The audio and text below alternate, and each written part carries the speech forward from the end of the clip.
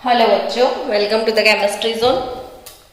Previous lecture में हमने जो स्ट्रॉन्ग इलेक्ट्रोलाइट है वो स्ट्रॉन्ग इलेक्ट्रोलाइट अगर उसके सॉल्यूशन को डाइल्यूट किया जाए यानी कि कंसंट्रेशन को डिक्रीज किया जाए तो उसके साथ साथ कंडक्टिविटी में क्या फर्क पड़ता है वो टॉपिक सीख लिया था। यानी the changes in conductivity with changes in concentration, but strong के लिए वो अकॉर्डिंग टू कोलरोश लॉ हमने पढ़ लिया था कि कोलरोश अंकल ने क्या सिखाया था कि कोई भी स्ट्रॉन्ग इलेक्ट्रोलाइट है उसके सॉल्यूशन को अगर डाइल्यूट किया जाए तो कंडक्टिविटी इंक्रीज होता है। और उसके रिगार्डिंग एक ग्राफ प्लॉट किया था जो ग्राफ स्ट्रेट लाइन था और स्ट्रेट लाइन की वजह से उस स्ट्रेट लाइन को हमने एक्सटेंड किया तो हमको लिमिटिंग मोलर कंडक्टिविटी वो मिल गई थी। यानी मैं स्ट्रॉन्ग इलेक्ट्रोलाइट की अभी बात करूं, मैं स्ट्रॉन्ग की बात करूं, आपको याद करवा दूं कि for strong electrolyte molar conductivity lambda M under root C का plot lambda M under root C का प्लॉट हमने ड्रॉ किया था और वो प्लॉट जो था एक स्ट्रेट लाइन था, फिर उसको ऐसे एक्स्ट्रा प्लॉट किया था। ड्यू टू दैट यहाँ पे इंटरसेक्शन मिलता था and that intersection is known at lambda M nought. And what is lambda M nought? तो it is nothing but limiting molar conductivity.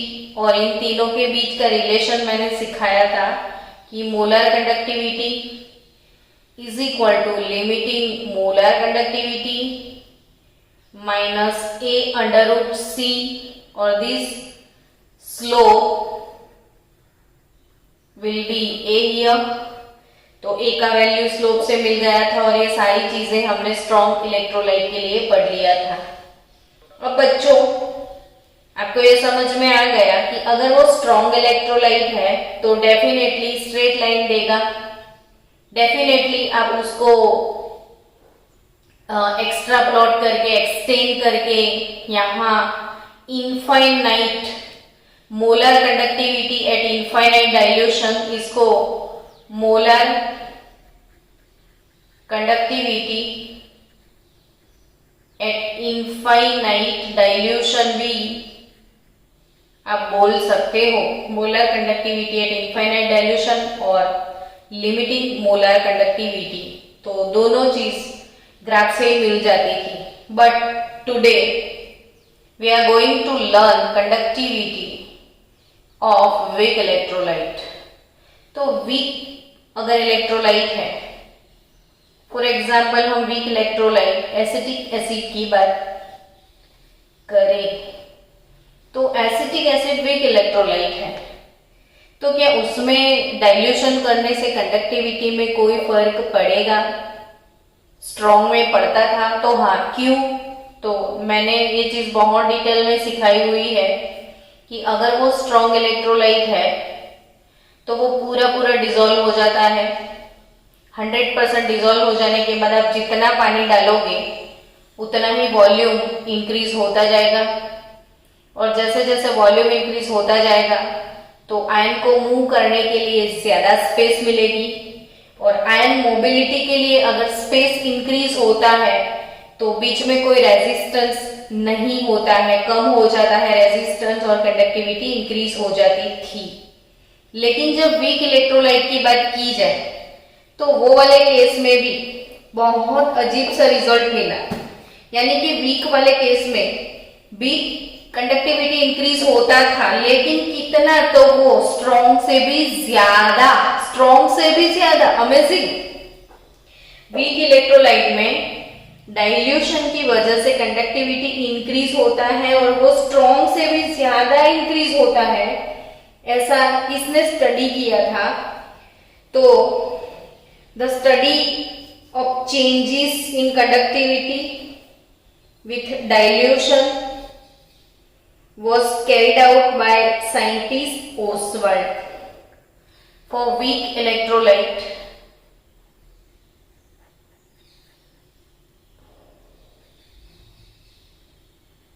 Oswald.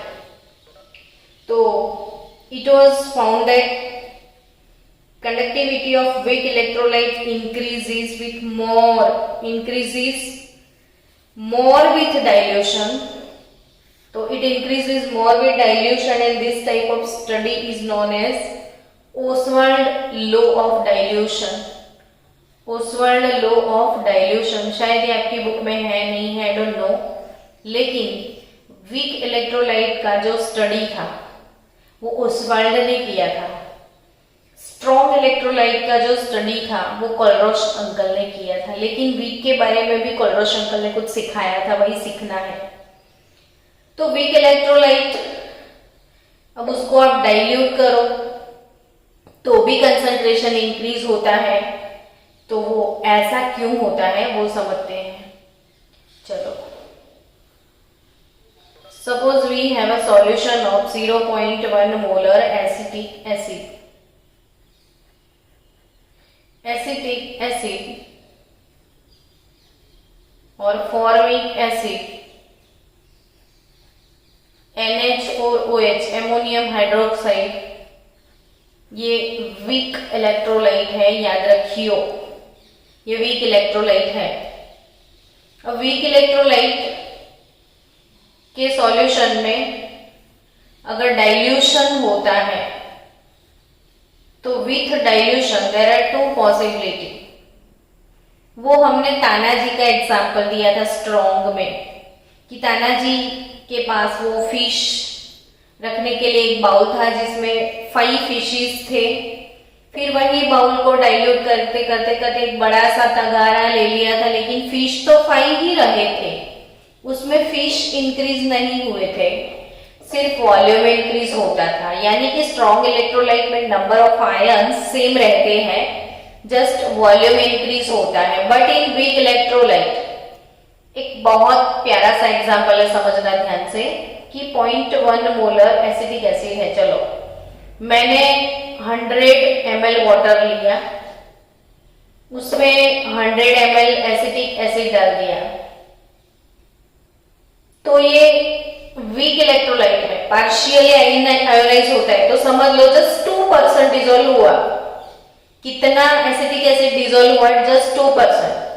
तो 98% रिमेन्स अनडिसोसिएट, यानी पानी में सिर्फ 2 ग्राम एसिटिक एसिड के आयंस है और 98 ग्राम जो है वो ऐसे के ऐसे बच के पड़ा है, बराबर, उसको कोई इफेक्ट नहीं हुआ है। अब जैसे हमने 100 ml सॉल्यूशन था, उसको और डाइल्यूट किया और 100 ml डाल दिया, मतलब आपने डाइल्यूशन स्टार्ट किया है ना, ठीक है। ये वाले सॉल्यूशन में डाइल्यूशन किया, यानी फिर से पानी डाला, तो हुआ क्या और होगा क्या? तो फिर से पानी डालोगे ना तो वॉल्यूम तो डबल हो ही जाएगा ना, और 100 ml डाला तो वॉल्यूम इंक्रीज हुआ। तो after dilution volume increases, but साथ साथ में यहां पे जो 98% अनडिसोसिएट था फिर से 2 ग्राम डिजोल्व हो गया, 96 बच गया। यानी इसमें number of ions also increases, that is main thing. इसमें 2 चीज इंक्रीज होती है विथ डाइल्यूशन। इसमें वॉल्यूम तो इंक्रीज होगा, लेकिन जो अनडिसोसिएट एसिड पड़ा है उसमें से थोड़ा बहुत डिसोसिएशन भी होगा। यानी नंबर ऑफ आयंस अगर इंक्रीज होते हैं तो भी कंडक्टिविटी इंक्रीज होता है, और वॉल्यूम इंक्रीज होता है तो भी कंडक्टिविटी इंक्रीज होता है। यानी कि जो वीक इलेक्ट्रोलाइट है उसमें डाइल्यूशन करने से जो इंक्रीज मिलता है कंडक्टिविटी में वो स्ट्रॉन्ग से भी ज्यादा होता है, because of number of ions भी। और भी पानी डालोगे ना तो ये 96 में से भी 2 ग्राम फिर डिसॉल्व हो जाएगा 94। तो जैसे पानी डालते जाओगे आपको कभी सेटिस्फेक्शन नहीं मिलेगा, उसमें इंक्रीज होता ही जाएगा। इसीलिए देखो KCl का अगर ये प्लॉट है KCl का, तो ये स्ट्रेट लाइन होगा, लेकिन एसिटिक एसिड का है तो वो ऐसे होगा। समझ रहे हो कि जितने वीक इलेक्ट्रोलाइट है उसका कर्व शेप होगा ऐसे। तो ये जो कर्व एरिया है, अब आपको क्या चाहिए कर्व से, तो आपको क्या प्रॉब्लम है? तो मुझे भी कोई प्रॉब्लम नहीं है कर्व से, लेकिन एक प्रॉब्लम है, अगर स्ट्रेट होता ना तो फिर हम इसको एक्सटेंड कर लेते हैं ऐसे, और एक्सटेंड करने से क्या बड़ा वाला फायदा हो जाता आपको, लैम्बडा एम नॉट मिल जाता। लेकिन इसका क्या किया जाए, इसको खींचो, एक्सटेंड करो करो करो करो करो करो, पूरा वर्ल्ड घुमाओ, लेकिन इन दोनों के बीच का मिलन कभी नहीं होने वाला। यानी इसका मतलब ऑब्वियसली ये हुआ कि अगर वो वीक इलेक्ट्रोलाइट है तो वो ग्राफ प्लॉट करने से, फिर एक्स्ट्रा प्लॉटिंग या एक्सटेंड करने से कभी लैम्बडा एम नॉट मिल ही नहीं सकता है।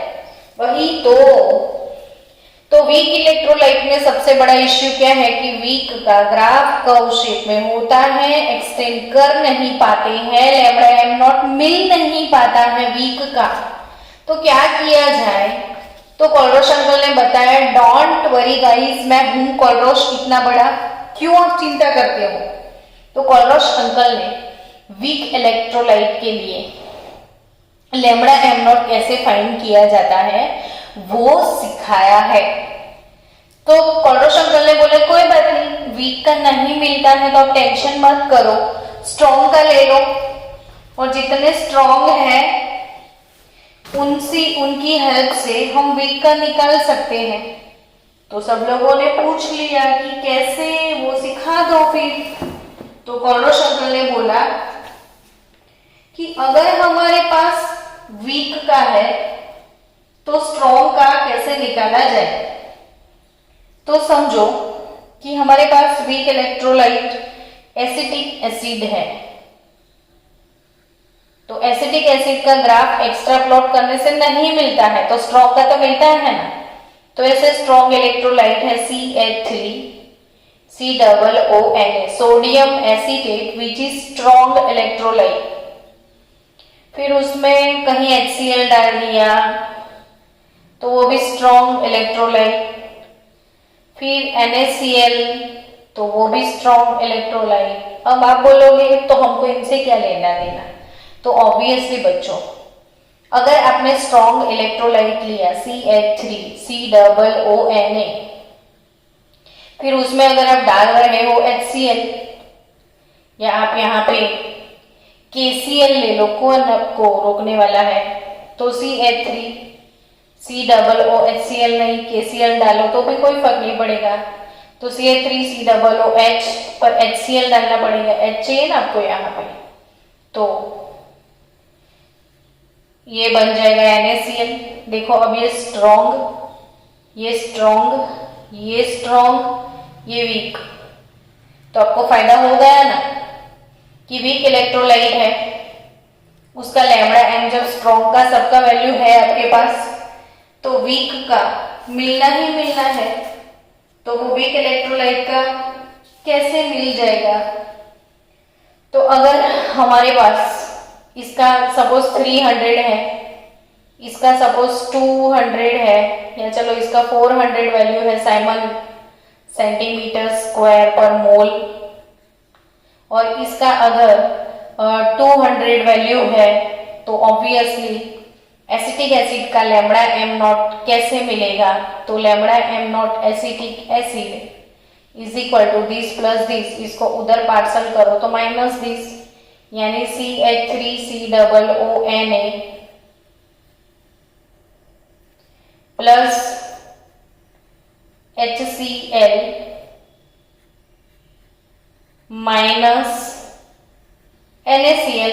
वाओ, अगर वीक का नहीं मिलता है तो ना मिले, स्ट्रॉन्ग का तो मिलता है, और स्ट्रॉन्ग का यूज करके हम वीक इलेक्ट्रोलाइट का लैम्बडा एम नॉट कैलकुलेट कर सकते हैं।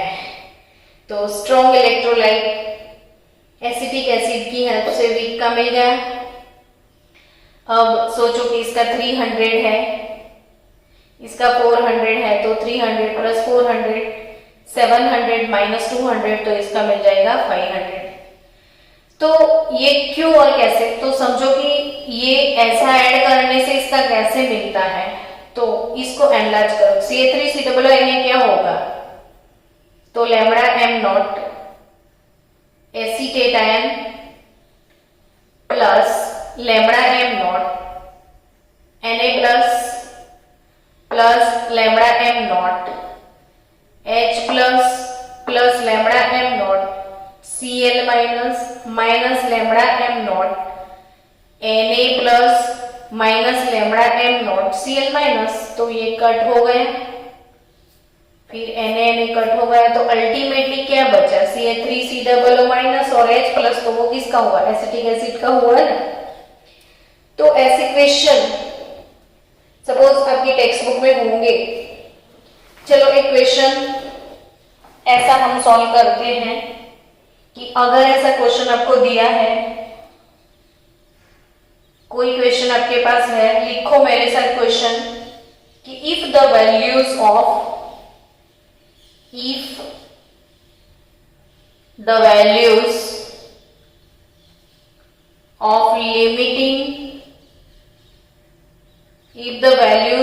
limiting molar conductivity of NaCl, HCl और CH3COON सबका मोलार कंडक्टिविटी अगर दिया है, तो NaCl का मोलार कंडक्टिविटी आपके पास है 126.4 साइमन सेंटीमीटर स्क्वायर पर मोल, HCl का 425.9 और इसका 91 साइमन सेंटीमीटर स्क्वायर पर मोल अगर है सबका वैल्यू, तो calculate the molar conductivity of acetic acid. तो सेम बच्चों यही एग्जाम्पल है, यही चीज जो मैंने आपको समझाई कि आपके पास किसकी वैल्यू है, तो इसकी 91, फिर HCl की 425.9, फिर आपके पास इसकी है HCl की 425.9 HCl का है, इसका नहीं। CH3COONA का 91, इसका 420, तो इसका 126.4 है। तो एसिटिक एसिड का वैल्यू आपको कैलकुलेट करना है, तो lambda M naught acetic acid અહીંયાથી નીચે भी પોઝ कर, lambda M naught acetic acid आपको कैलकुलेट करना है। तो lambda M naught acetic acid कैसे मिलेगा, ये तो वीक इलेक्ट्रोलाइट है, तो वीक इलेक्ट्रोलाइट का स्ट्रॉन्ग इलेक्ट्रोलाइट से मिल जाएगा। तो आप करोगे क्या, तो लैम्बडा एम नॉट CH3COONA, बच्चों एक चीज याद रखना है, CH3COO माइनस, इसको हम बोलते हैं एसीटेट आयन, इसको क्या बोलते हैं, एसीटेट आयन। तो एसीटेट आयन के लिए शॉर्टकट वर्ड लिखते हैं AC, एसीटेट आयन के लिए शॉर्टकट क्या लिखते हैं, AC। तो सोडियम एसीटेट को ऐसे लिखते हैं NaAC, फिर एसिटिक एसिड के लिए HAC। तो कहीं ऐसा लिख के दिया हो तो आप कंफ्यूज मत हो जाना, ये ACAC HAC क्या है, तो HAC is nothing but acetic acid होता है। तो lambda M naught acetic acid कैसे मिलेगा, तो lambda M not sodium acetate plus lambda M not HCl minus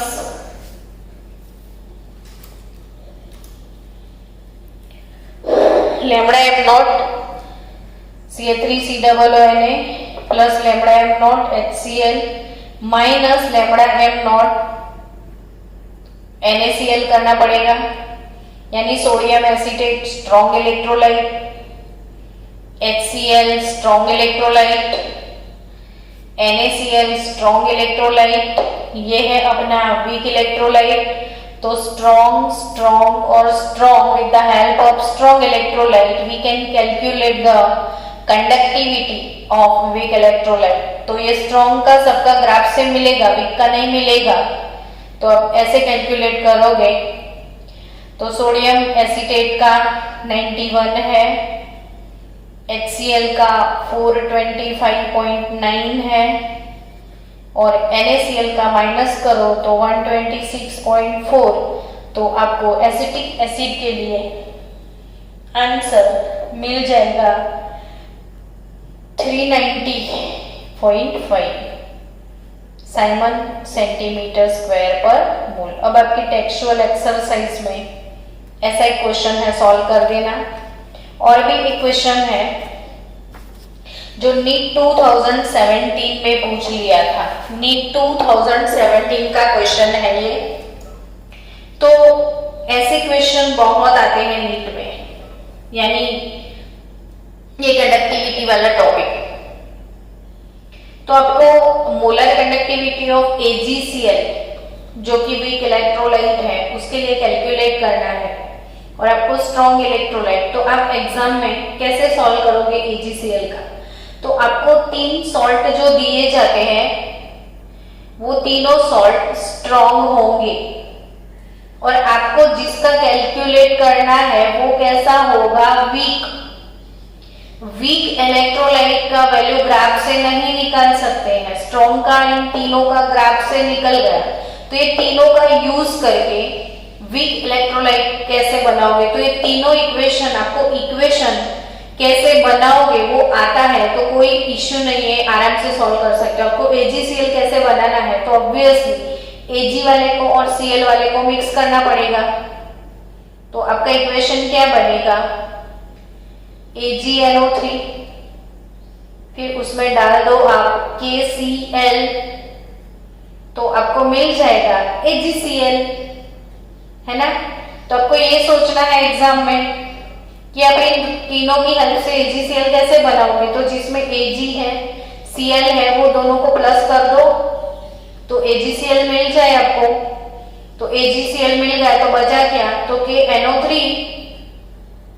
अब आप समझना क्या है इसमें? तो ये स्ट्रॉन्ग इलेक्ट्रोलाइट है, ये भी स्ट्रॉन्ग है, ये भी स्ट्रॉन्ग है, ये वीक है। तो वीक इलेक्ट्रोलाइट AgCl का लेमड़ा एम नॉट कैलकुलेट करना है आपको, लेमड़ा एम नॉट AgCl। तो कैसे मिलेगा? तो इन दोनों का एडिशन और इसको इधर पार्सल कर दो। तो lambda am not AgNO3 plus lambda am not KCl minus lambda am not KNO3। बस कितना प्यारा सा क्वेश्चन है नीट का। तो AgNO3 का वैल्यू 133.4, फिर KCl का वैल्यू है 149.9, फिर KNO3 का वैल्यू है -144.9। फिर तो आपके पास कैलकुलेटर है, अब कैलकुलेट कर लोगे तो आंसर आपको मिल जाएगा। तो सिंपल सा कैलकुलेशन है। तो आंसर आप कैलकुलेट कर लेना, this plus this minus this. चलो, समझ में आया बच्चों? समझ में आया? तो आई थिंक आया होगा, इजी है। नहीं, 2017 का क्वेश्चन है ये। ऐसा एक क्वेश्चन मैंने अभी करवाया, आपको सिखाया। ऐसा एक और 2 क्वेश्चन आपके टेक्स्ट बुक में है, और ये एक्स्ट्रा नीट का 2017 का क्वेश्चन, और 1-2 क्वेश्चन आज हमको सॉल्व करने हैं। तो ये वाला क्वेश्चन ध्यान से पढ़ लो एक बार, पहले क्वेश्चन पढ़ लो, फिर मैं और एक थियरी सिखाऊं, फिर इस क्वेश्चन को सॉल्व करते हैं। क्वेश्चन है the molar conductivity of 0.025 mole per litre methanoic acid is 46.1 siemens centimetre square per mole. आपको मिथेनॉइक एसिड की मोलर कंडक्टिविटी दे दी गई है। Calculate its degree of dissociation and dissociation constant. तो आपको क्या निकालना है, डिग्री ऑफ डिसोसिएशन और दूसरा डिसोसिएशन कांस्टेंट। यानी कि मैं वर्ड सुने सुने से लगते हैं लेकिन याद नहीं आ रहा है, तो ऑब्वियसली आपको याद आ गया होगा। चैप्टर 2 में हम पढ़े थे, चैप्टर 2 में, और चैप्टर 2 में हमने डिसोसिएशन कांस्टेंट और डिग्री ऑफ डिसोसिएशन दोनों ही वर्ड सुने हैं। मैं फिर से आपको एक बार रिवाइज करवा दूं कि ये डिसोसिएशन कांस्टेंट क्या होता है। तो dissociation constant, dissociation constant acid का है तो Ka होगा, और बेस का है तो Kb। यानी Ka ऐसा कोई आके बोले Ka, तो आपको बोलना है KaO, dissociation constant of weak acid. अगर कोई आके बोल दे कि Kb, तो आप बोल देना फट से Kb, dissociation constant of base. Dissociation constant of acid, dissociation constant of base. तो कैसे कैलकुलेट करना है dissociation constant of acid base, वो होता क्या है। तो सपोज ये वीक एसिड के लिए ही होता है जनरली। तो अगर मेरे पास कोई मोनोबेसिक वीक एसिड Ha है, मैंने उसको पानी में डिसॉल्व किया, तो पानी में वो आयोनाइज हो गया, H3O+ मिलेगा और A- मिलेगा। नाउ इनिशियल कंसंट्रेशन, यानी अभी अभी इनिशियल रिएक्शन स्टार्ट ही नहीं हुआ है, तो इनिशियली सपोज ये 1 मोल है, तो इनिशियली कुछ भी नहीं होगा, अभी डिसॉल्व ही नहीं हुआ, मैंने लिया ही 1 मोल है, तो प्रोडक्ट कहां से आएगी, पानी में डिसॉल्व करूंगी तब ना। अब मैंने इसको पानी में डिसॉल्व कर दिया, तो ये डिग्री ऑफ आयोनाइजेशन आपको याद होगा कि डिग्री ऑफ आयोनाइजेशन भूल गए हो तो चैप्टर 2 रिवाइज करना, जो पीछे कॉलिगेटिव प्रॉपर्टीज वाला टॉपिक था वो। तो इसमें डिग्री ऑफ आयोनाइजेशन मैंने सिखाया है अल्फा। तो डिग्री ऑफ डिसोसिएशन और डिग्री ऑफ आयोनाइजेशन अल्फा, और मैंने वहां पे क्या सिखाया था, I-1/n-1 एक शॉर्टकट हिंट फॉर्मूला सिखाया था, और डिग्री ऑफ एसोसिएशन भी सिखाया था। डिग्री ऑफ एसोसिएशन x मैंने सिखाया था, x 1 - I × n/n-1। ये 2 फॉर्मूला आपके लिए याद रखनी है, एसोसिएशन x और डिसोसिएशन अल्फा। अब होता क्या है अल्फा, तो मान लो कि मैंने 100 ग्राम एसिटिक एसिड डाल दिया पानी में, लेकिन 100 ग्राम में से जस्ट 2 ग्राम डिसॉल्व हुआ, बाकी का अनटच ऐसे कैसा था। तो मैंने तो 100 ग्राम डाला था, वो खुद 2 ग्राम डिसॉल्व हुआ, तो वो कितना आयोनाइज हुआ, तो ऑब्वियसली 2 आउट ऑफ 100 यानी 2% आयोनाइज हुआ। 100 डाला था, 2 ग्राम डिसॉल्व होता है, तो कितना आयोनाइज हुआ, तो 2% हुआ ना, और फ्रैक्शन चाहिए तो 2/100 यानी 0.02 उसका डिग्री ऑफ आयोनाइजेशन होगा। तो यहाँ पे मैंने 1 मोल डाला, अब कितना डिसॉल्व हुआ है, कितना डिसॉल्व हुआ है उसको आप बोलोगे डिग्री ऑफ डिसोसिएशन और डिग्री ऑफ आयोनाइजेशन। डिसोसिएशन होगा तभी तो आयंस मिलेंगे, आयोनाइजेशन, तो उसको सपोज मैंने अल्फा बोलना है, तो ये जितना डिसॉल्व होगा उतने तो ये तो मिलेंगे, ये जितना मेल्ट होगा उतने ही यहाँ पे आएंगे ना आयन। तो कंसंट्रेशन एट इक्विलिब्रियम, शुरू में 1 मोल था, अल्फा मोल जितना वो मेल्ट हो गया, तो बचा कितना, तो 1 माइनस अल्फा बचा। ये कितना बचा, तो अल्फा। अल्फा अब ये मोल है, हमको मोल पर लीटर चाहिए, तो उसको कंसंट्रेशन C से मैं मल्टीप्लाई कर दूं, मोल पर लीटर बना दूं। तो अब ये जो भी इक्विलिब्रियम इक्वेशन है उसके लिए इक्विलिब्रियम कांस्टेंट के इक्विलिब्रियम मुझे लिखना है, तो concentration of product upon concentration of reactant.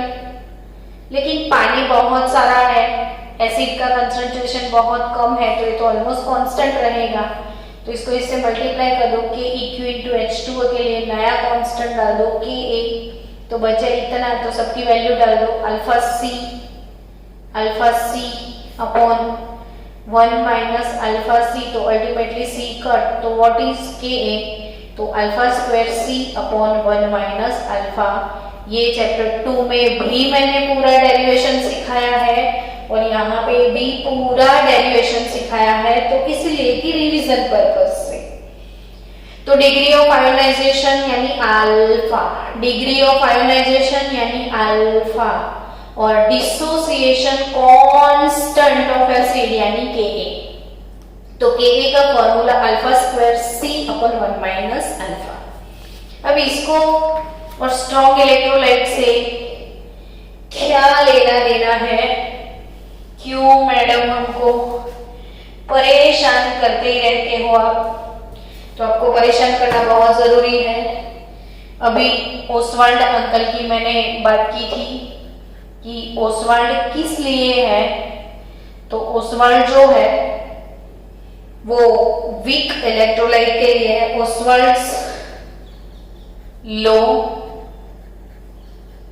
Of dilution, इसको बोलते हैं Ostwald law of dilution of weak electrolytes. तो ओसवाल्ड अंकल ने कोलरोश अंकल की हेल्प ली और with the help of Kohlrausch uncle एक फॉर्मूला सिखाया है, तो ये फॉर्मूला आपको अच्छे से याद करना है। Degree of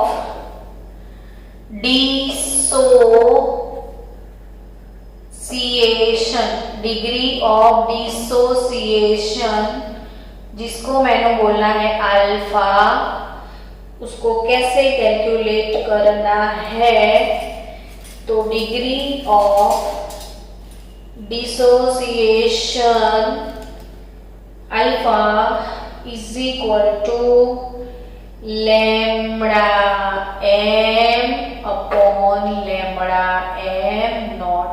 don't forget, never forget.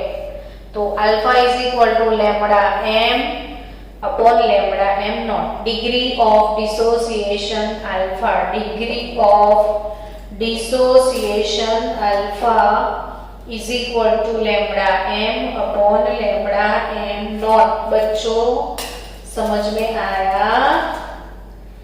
तो यहाँ पे alpha is equal to lambda M यानी molar conductivity, lambda M nought यानी कि limiting molar conductivity.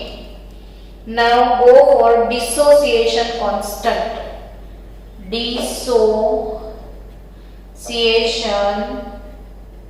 Constant Ka is equal to alpha square C upon 1 minus alpha. चलो formula derive की जाए, तो K A is equal to lambda alpha square, alpha यानी lambda M upon lambda M nought, उसका square into C upon 1 minus lambda M upon lambda M nought. अब LCM निकाल लो, तो अपॉन में lambda M not minus lambda M upon lambda M not होगा, तो ये अपॉन वाला ऊपर चला जाएगा, तो ये लैम्बडा एम स्क्वायर इंटू सी इंटू ये अपॉन वाला लैम्बडा एम नॉट ऊपर आएगा और ये लैम्बडा एम नॉट स्क्वायर है, तो एक ही लैम्बडा एम नॉट बचेगा, तो lambda M C lambda M square upon lambda M naught into bracket lambda M not minus lambda M. अब ऐसे लिख के आता है तो हम टेंशन में आ जाते हैं कि ये क्या है, ये तो कितना बड़ा फॉर्मूला है, मुझे तो याद नहीं है। तो ये सारी चीजें जरूरत ही नहीं है भाई, ये दोनों का फॉर्मूला याद रखो ना, बाकी सबका सब तो आप कर सकते हो। तो आपको अल्फा का फॉर्मूला याद रखना है। अल्फा क्या होता है, lambda M upon lambda M naught, और डिसोसिएशन कांस्टेंट के ए क्या होगा, तो alpha square C upon 1 minus alpha. चलो, तो ये चीजें आपको याद हो गई। अब आपको एक क्वेश्चन सॉल्व करना है कि the molar conductivity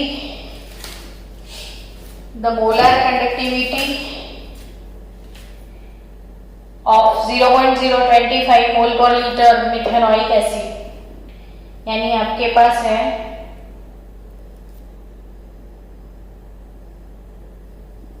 lambda M nought for forming methanoic acid है ना, तो फॉर्मिक एसिड HCOOH वो है 46.1 साइमन सेंटीमीटर स्क्वायर पर मोल। तो ये क्या है आपके पास, द मोलर कंडक्टिविटी है। मोलर कंडक्टिविटी बच्चों लिमिटिंग मोलर नहीं, यानी लैम्बडा एम नॉट नहीं, खाली लैम्बडा एम है आपके पास, लैम्बडा एम। तो आपके पास लैम्बडा एम है, तो आपको कैलकुलेट क्या क्या चीजें करनी है वो देखो। ये 461 पॉइंट है, ये इसका कंसंट्रेशन सी है, तो concentration C of formic acid